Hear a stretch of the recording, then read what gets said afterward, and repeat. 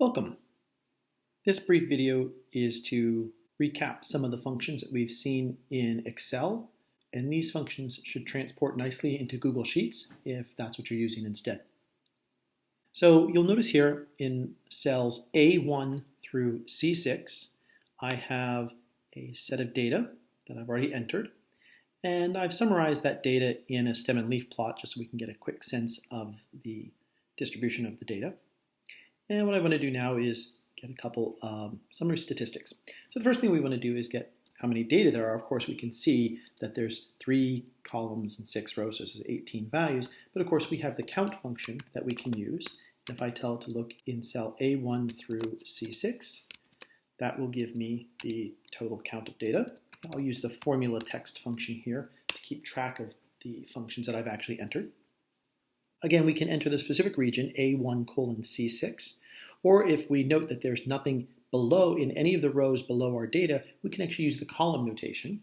So I could say equals, for the minimum and maximum, I could say A:C to select the entire columns from A through C. You can do something similar with the rows, for example, 1:6, but that is something you only want to use if there's nothing in the columns next to the data. Unfortunately, in this case, there is information to the right of our data, so that wouldn't be useful here. Okay, so that's the minimum. Likewise, the maximum for our data set, using the similar notation, is 32 to 67 for our minimum and maximum. Now, if I want to find the average, the mean, of course, we need to use the average function. There is no mean function in Excel. And again, I'll go back to using the actual array reference, A1 through C6. So the mean for the data set is 47. And if we want to calculate the standard deviation, the abbreviation for that function is STDEV. There are other function options available, but this one is perfectly fine. A1:C6 is my data range. That will give me the standard deviation for my data.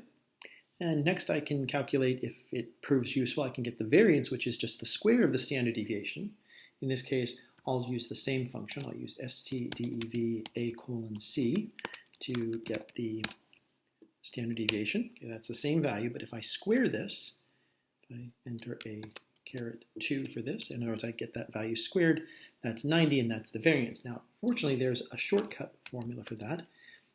A1:C6 will also give us the variance in one fell swoop without actually having to square the standard deviation.